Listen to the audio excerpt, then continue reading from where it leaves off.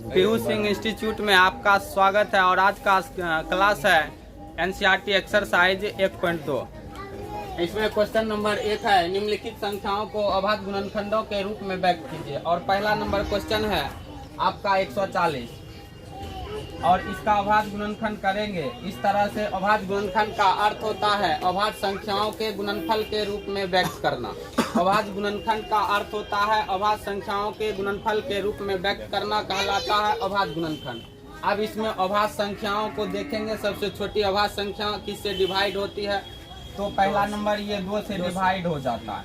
तो 2 से लगाने पर 70 आता है, फिर 2 से लगाएंगे 35 आएगा, फिर कितना से लगाएंगे 5 से, तो यहाँ 7 आएगा, अर्थात यहाँ नीचे लिखना पड़ेगा 140 बराबर दीजिए 2 गुना 2 गुना 5 गुना 7, ऐसे करके आएगा। फिर इसको लिखिए, फिर इसको लिखिए, फिर इसको लिखिए, और इस तरह से आपका हो गया अभाज्य गुणनखंड के गुणनफल के रूप में व्यक्त। इसी को कहते हैं अभाज्य गुणनखंड के रूप में व्यक्त करना।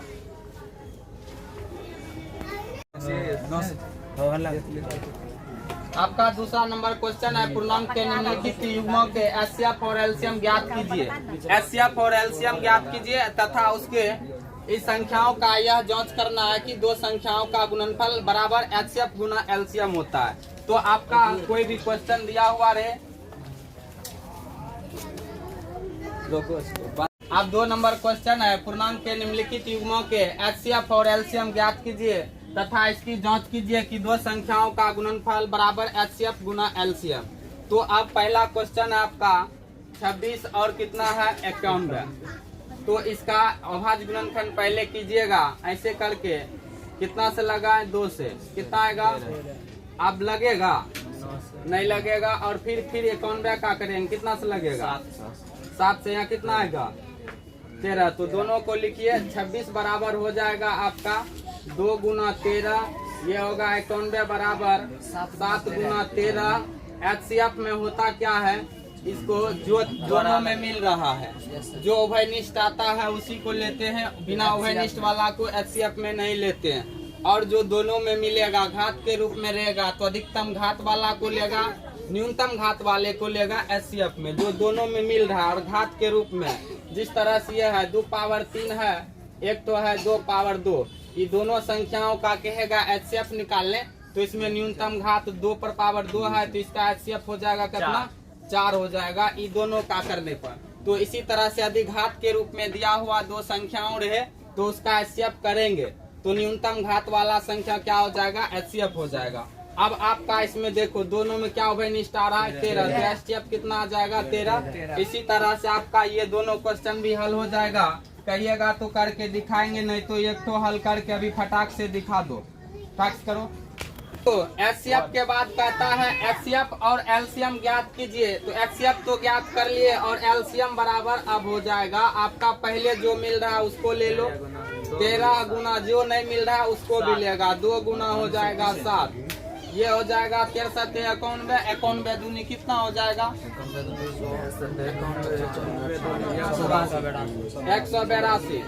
अब एचसीएफ आपका आया है 13 और एलसीएम आया 182। अब दोनों संख्याओं का पहले जांच करेंगे, जांच दे के लिखना।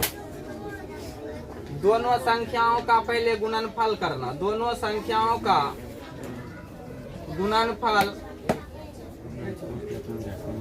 दोनों संख्या कितना है 26 और गुना देंगे 91, इसको कर लो गुना, 26 और 91 का गुना करो, 9 तक 54 के 4, 9 दूनी 18, 18 5 23, 6 का 6 ये 4 2 6 23, 23 66 हो जाएगा। अब दूसरा है आपका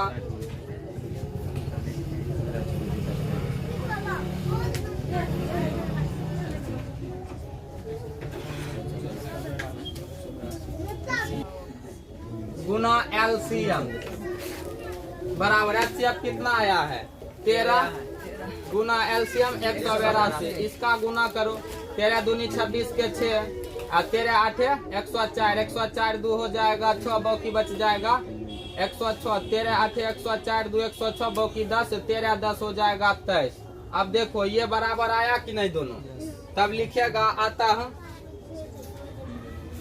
दोनों संख्याओं का गुणनफल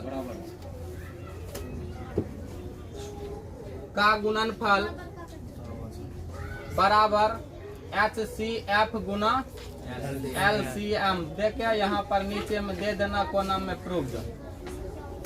इसे आगे 3 नंबर क्वेश्चन है, अभाज्य गुणनखंड विधि द्वारा निम्नलिखित पूर्णांक के HCF और LCM ज्ञात कीजिए। तो अभाज्य गुणनखंड पहले सबका करेंगे, उसके बाद LCM और HCF दोनों ज्ञात करेंगे। पहले 12 का अभाज्य गुणनखंड कितने से लगाओगे भाई? आएगा कितना? फिर कितना से? फिर कितना? फिर कितना से? 3 से। अब लगाएगा ही नहीं, इतने को छोड़ देगा। उसके बाद दूसरा क्या है? 15 है। इसमें कितना लगेगा? फिर 5। अब नहीं लगेगा। फिर 21 का करेगा, 7। कितना आ जाएगा? अब लिखेगा यहाँ 12 बराबर 2 गुना 2 गुना 3। उसके बाद है 15 बराबर 3 गुना 5। उसके बाद है 21 बराबर 3 गुना 7। अब देखो भाई इसमें तीनों में क्या मिल रहा है? 3 सिर्फ मिल रहा है, तो HCF बराबर हो जाएगा 3। देखो यहाँ 3 मिल रहा है। उसके बाद 5 है, इसमें 7 है, तो इसमें दोनों में 7 नहीं है। इसमें 5 है तो दोनों में 5 नहीं है। इसमें 2 है तो इस दोनों में 2 नहीं है। अब LCM करो। LCM इज इक्वल टू हो जाएगा, पहले जो मिल रहा है उसको लिखो। ये 2 नहीं मिल रहा है तो दोनों 2 को लिख लो। ये 5 नहीं मिल रहा है, इसको भी लिखो, फिर 7 भी लिख लो।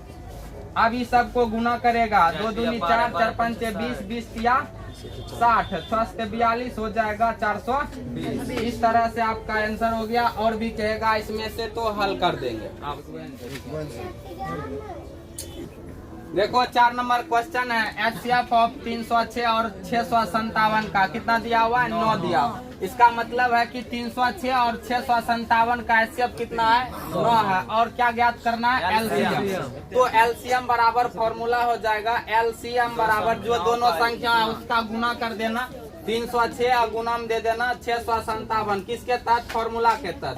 ये फॉर्मूला है आपका LCM बराबर दो संख्याओं का गुणनफल बटे HCF। तो बटे में कितना दे देंगे? 9। इसको काट लो, 9 सत्ते 63 हो जाएगा और 9 तिया 27। इसको गुना कर लेंगे। अब गुना कर लो, 306 गुना करो 73 करो तो गुना कितना आता है? 3 छक 18 हो जाएगा, 3 तिया 9 हो जाएगा, 7 छक 42 हो जाएगा, 7 तिया 21 हो जाएगा। ये 8 हो गया, 2 1 3 हो जाएगा, 9 4 13 3 बाकी 1 1 1 हो जाएगा 2 2 का 2 ये हो जाएगा 22,338। यही आपका आंसर होगा। आधी गुना गलत होगा तो कुछ दिक्कत है, आधी गुना सही होगा तो सब ठीक है। अब आगे आपका क्वेश्चन है, जांच कीजिए कि किसी प्राकृत संख्या n के लिए संख्या 6 पर पावर n अंक 0 पर समाप्त हो सकता है। तो इसको करना क्या है? पहले 6 पर पावर n ले लेते हैं और इसका अभाज्य गुणनखंड करने पर ये आएगा 2 गुना 3 और इस पर पावर कितना? n इतना आएगा। अब देखो दो संख्याओं को गुना करने पर इकाई अंक 0 तभी आएगा जबकि इसके अभाज्य गुणनखंड में 2 और 5 दोनों शामिल रहेगा। क्या क्या शामिल रहेगा? जो कि इसमें शामिल नहीं है। अतः इसके इकाई अंक 0 पर समाप्त नहीं हो सकता। ये दिखाना है, लिखना है, चूंकि किसी भी संख्या के इकाई अंक 0 तभी हो सकता है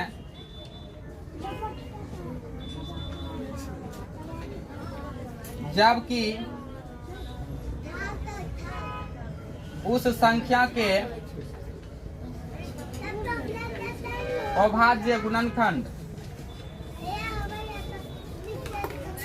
में 2 और 5 दोनों शामिल हो।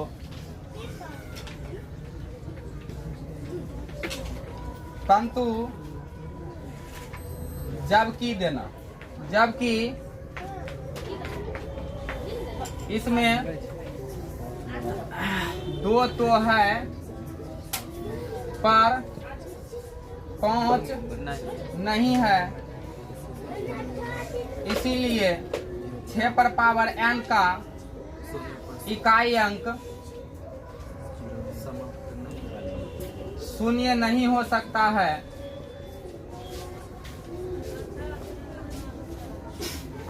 इतने को करना है।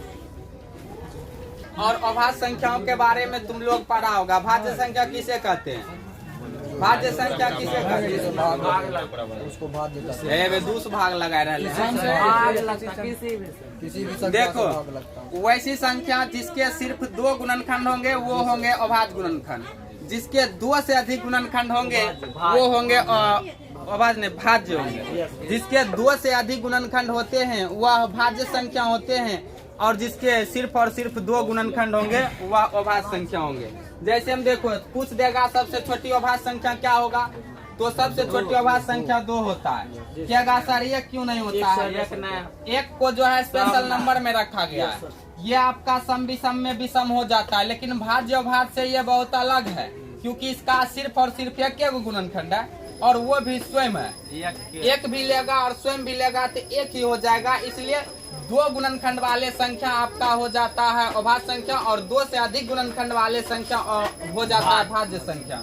अब आपका इसमें यह जांच करना है कि ये भाज्य है, तो देखो 7 लेंगे गुना 11 गुना 13 और प्लस में ले लेंगे 13, तो इसका अलग पार्ट है इसका अलग पार्ट है, तो दोनों में 13 कॉमन लेगा, इसमें बचेगा 7 गुना 11 प्लस बचेगा 1, नहीं कुछ है तो 1 आएगा, और यह 13 गुना 11 7 77 1 78 होगा, जो क्या है भाई भाज्य है। और भाज्य क्यों है यह दिखाते हैं। इसका 1 गुणनखंड तो 13 हो गया, 1 गुणनखंड 78 हो गया, 2 गुणनखंड तो ऐसे होता है।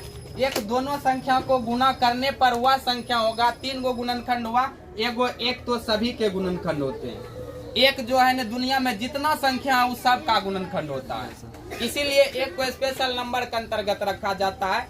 एक दुनिया में कोनो संख्या रहे उस सब के गुणनखंड होंगे, इसलिए इसके कितने 2 से अधिक गुणनखंड है जो भाज्य हैं, क्योंकि इसके 2 से अधिक गुणनखंड है।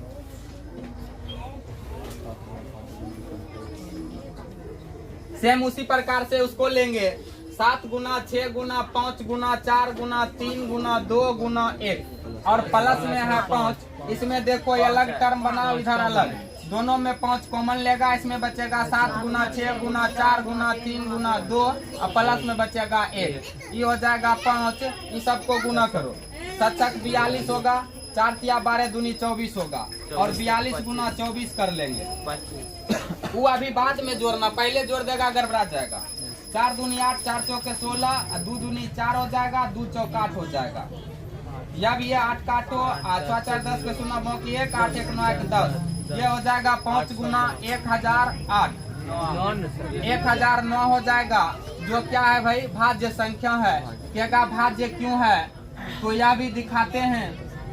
अब भाज्य इसलिए है, इसमें 5 से भी भाग लगेगा, 1 गुणनखंड 5 हुआ, 1 से भाग लगेगा, 1 हुआ, 1009 से लगेगा, 3 गो गुणनखंड हुआ, जिसके 2 से अधिक गुणनखंड होते हैं वह सब भाज्य संख्या है। लिख देना, क्योंकि इसके 2 से अधिक गुणनखंड है।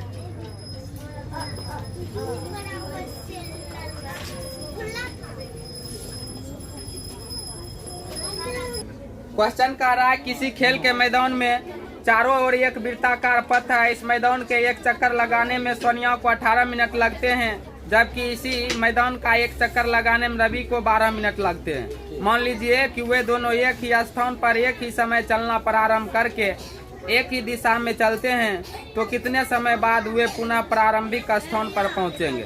एगो को सोनिया को लगता है 18 मिनट और रवि को कितना लगता है 12 मिनट, तो 18 और 12 का नहीं एलसीएम कर लेना। 18 और 12 का करो एलसीएम, तो ये हो जाएगा 2 से 9, ये हो जाएगा 6, फिर लगाओ 3 से 3 या 9 3 दूनी 6, और एलसीएम बराबर हो जाएगा 2 गुना 3 गुना 3 गुना 2, 2 तिया 36 मिनट। 36 मिनट बाद जो है या फिर एक दूसर से वही स्थान पर मिल जाएगा। ठीक है।